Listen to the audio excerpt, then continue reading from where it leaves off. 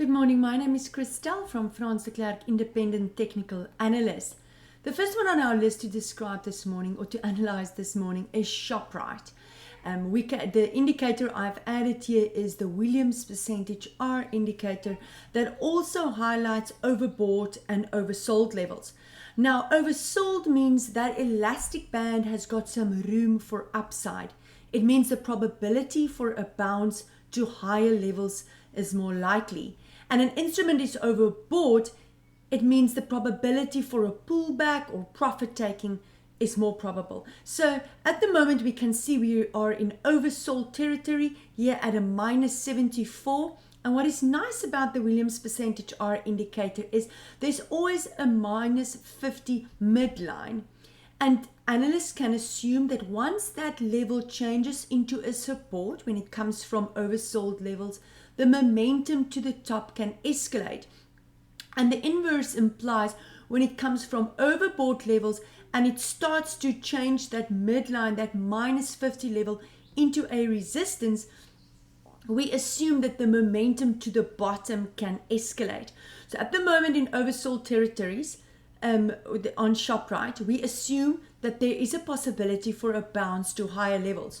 Now, for the last 4 weeks, the share has consolidated sideways. I've got a beautiful dragonfly candle, from last week with a long tail at the bottom, implying a possible turnaround. But the first sign of optimism or a buy opportunity on Shoprite will be at 204.22, below the low of the dragonfly at 191.65, because that is the last levels the buyers were the strongest, right? And the sellers could not overcome them. So below that 191.65 again, can we assume that the momentum to the bottom can continue? But I want to zoom out a little bit and keep in mind these are weekly graphs. In other words, every candle represents the price action of a week. I've got a red line there that represents the 40-week moving average. It's the line in the sand for long-term investors. Above it, we assume that the bullish trend and the long-term sentiment towards the share is positive. But as soon as that level, that 40-week moving average, changes into a resistance, the long-term sentiment changes to negative. But I want to draw a horizontal line in here. And I want to highlight a possible double top formation. Now, a double top formation is a warning formation. I need touching points. Great. 1, 2, 3 touching points on the real body there. Now, a double top is a warning formation, right?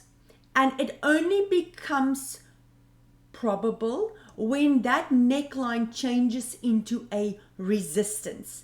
So when the share starts to consolidate below that neckline of the double top formation, it says, listen, there is a possibility that this formation can completely play out. And that neckline is waiting at 196.26 Rand. So below that level, this possible double top formation can become a reality, and we can see the share price a lot lower. What is the target of this formation? I can take the highest part of the loop, the right one, and project it downwards from the neckline where the formation was confirmed, meaning that it can go back to a possible 139.75 Rand. Nothing drops in one line or rises in one line. So you'll have pullbacks and rises, pullbacks and rises. And yes, that formation can completely change at some stage when the share starts to find support or there's other turnaround patterns. But at the moment, if I look at the history and bear in mind, this double top has started in November 2021. All right, so it's quite a while ago, but this is a possible warning formation that highlights we can see lower levels if that 196.26 changes into a resistance. Very important for long-term investors. My 40-week moving average waiting at 224.90 is already a resistance, and that is negative. That implies a bearish trend for the long term, which basically supports the possibility of more downside, assuming that double top formation becomes a reality. If you want to make use of a bounce because of that oversold situation, as I've said, buy above that 204 Rand 22 and wait for the candles to tell you when the sellers are becoming stronger and that there's not enough buyers to keep the share price rising to higher levels. It can easily bounce and go back to that 40-week moving average. I've got an oversold situation here, and investors always look for oversold opportunities, right? And sometimes just for a bounce, they can make use of that opportunity to get a 4 or a 5 or even maybe a 10%, depending on where the momentum dries up in the share price. Another one on our list was PayPal, a share listed on NASDAQ that needs no introduction for those who receives overseas dollars or make payment in overseas dollars. Again, an oversold situation here.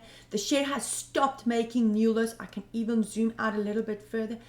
Has stopped making new lows. That is a good indication. It tells me that the sellers have dried up and that there's only buyers left.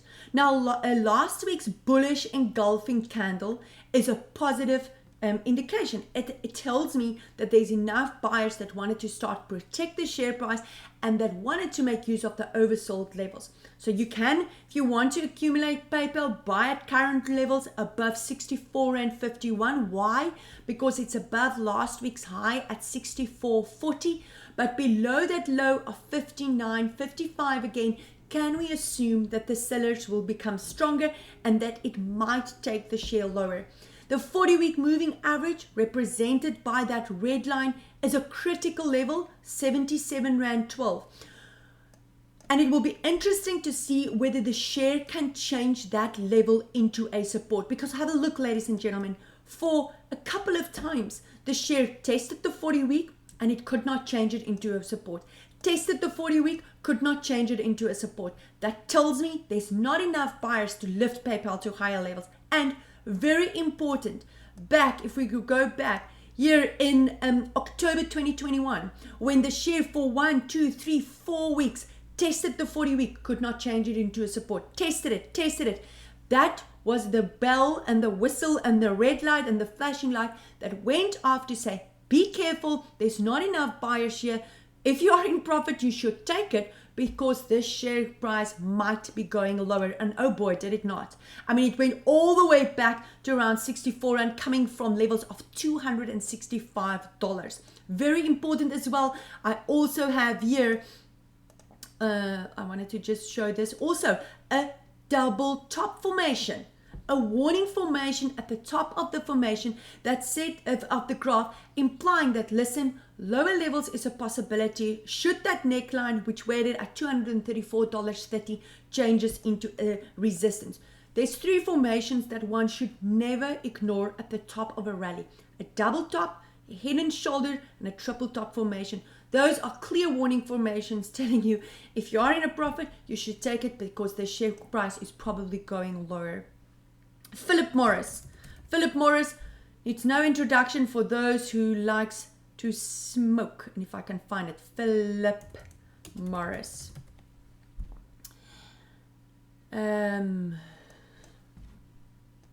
Phillip Morris International, listed on the New York Stock Exchange. Very important. We are in oversold territory, so immediately the buyers are standing closer. But look at it. My Williams percentage R is still clearly pointing downwards, right? And very important, the momentum to the bottom is clearly in place. Do not try to catch a falling knife. Wait for the share price to stop making lows. However, last week was an attempt to try to protect the price. But this week, already down 1.8%. Sellers are clearly keen to take the share price lower. Very important as well, I want to just highlight there a possible cup and handle formation, an inverse cup and handle formation. Why do I say that? Because the left loop is a little bit higher than the right one, and that is an inverse cup and handle formation at the top of a rally, which is a negative formation should that neckline weighting at $90.05 change into a resistance. Same principle applies. Conservative target is the length of the smallest handle, the smallest loop of the two, which is the handle, and the full target of the formation is the full one projected downwards, which can take us back to around $76 again. But some buyers want to make possibly use of this oversold formation and start and protect the share for a bounce. What is one to do then? You can buy above last week's high, which is 92 Rand 02. And some investors might ask, Christelle, there's no common sense in trying to buy at a higher level. You want to always try to get the price as low as possible. But remember, as technical analysts, we want sometimes confirmation that there is enough buyers for a turnaround, because we want to follow what the informed capital does. So once there is enough buyers, either through volume or price action, to lift that share price, we can basically get on the horse with them and enjoy the rally. But confirmation of optimism or a possible turnaround is represented by the candle. And that is when that resistance, that previous high of 92 Rand 02 has now changed into a support and the share price is starting to trade above it. We can assume, hey, there's enough other buyers here to keep the share price afloat and to continue to reach for higher levels. My 40-week moving average is still a resistance, waiting at $96.35. That tells me the long-term sentiment towards this share is negative. That can also act as a nice target, right? Because we can see this is an average that I've treated the share price either as a strong resistance or a support well over the years. So that can be a target, assuming that the buyers start to protect the share. The level here around that low in the week of the 26th of September 22, waiting at $82.84 is a critical level. Why? Because we can clearly see that at that level, the share price was, after a massive drop of about 10%, the share price was protected again there to reach back to around 104. So should that level change into a resistance, then again, I've got a massive inverse cup and handle here that can take Phillip Morris a lot lower. But let's hope that they keep that support level in place, that the buyers keep on buying the dips here and that they remain stronger than the sellers. Otherwise, we can see Phillip Morris a lot lower. Don't forget to send through your emails or send us requests on Twitter for next week's Talking Technical. Have a fantastic week. Take care.